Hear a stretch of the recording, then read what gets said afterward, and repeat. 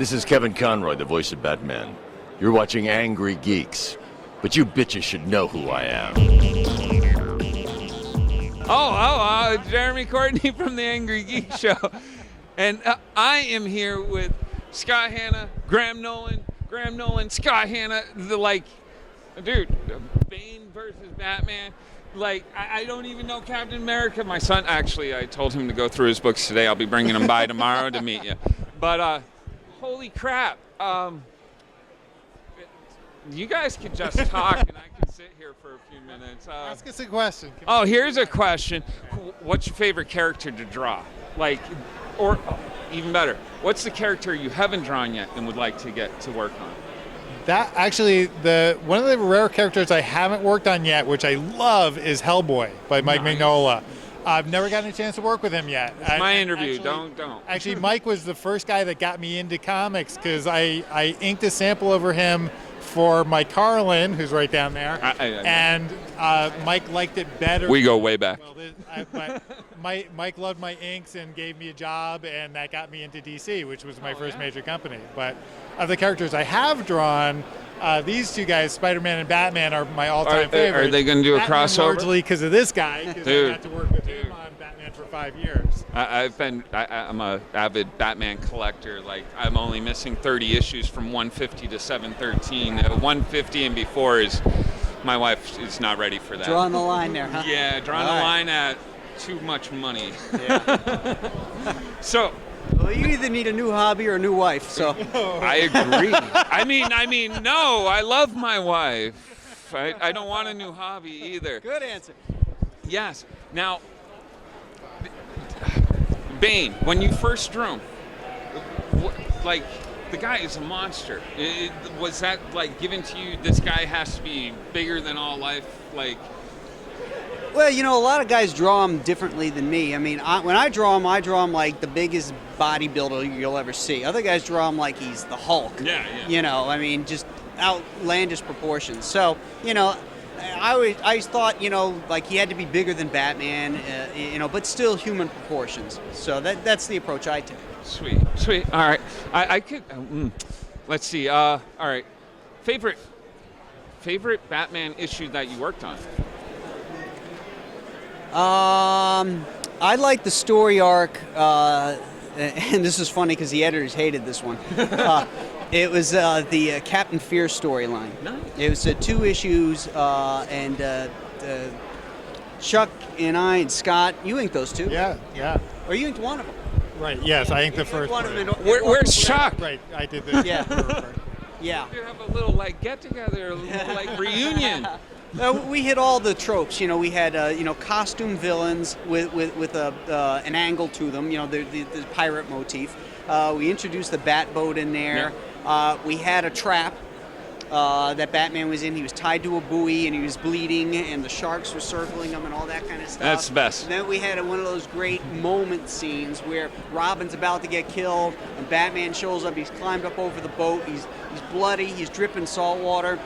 And he's standing there with the moon behind him, and he's all badass. And then he just lays into the pirate and knocks him overboard. We wanted to do a sequel to that with a female pirate sidekick and stuff. So was the female.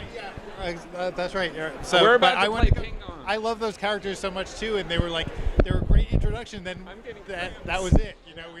I never got to. You know why we never did it is because there was a Captain Fear in DC in the DC log.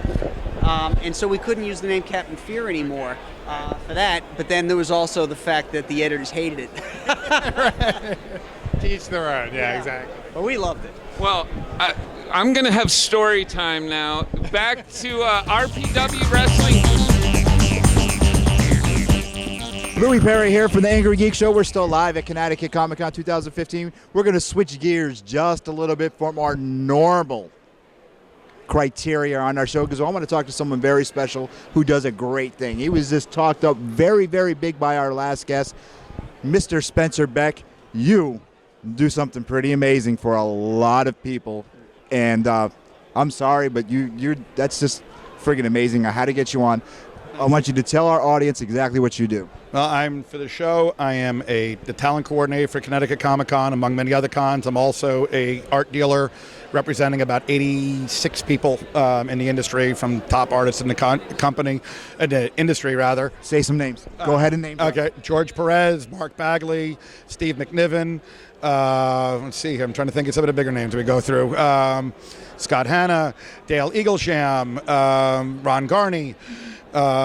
Goes on and on and on. The estate of Jim Aparo, the estate of Nick Cardy. See, now I just got goosebumps when he said Jim Aparo. Why? Because of Aquaman, of course, and because of Batman. I had to say that, and amazing. So tell them exactly what you do. Well, the artist does their artwork, and it gets returned to them by the manufacturer, and then I represent them for the sales of the original art.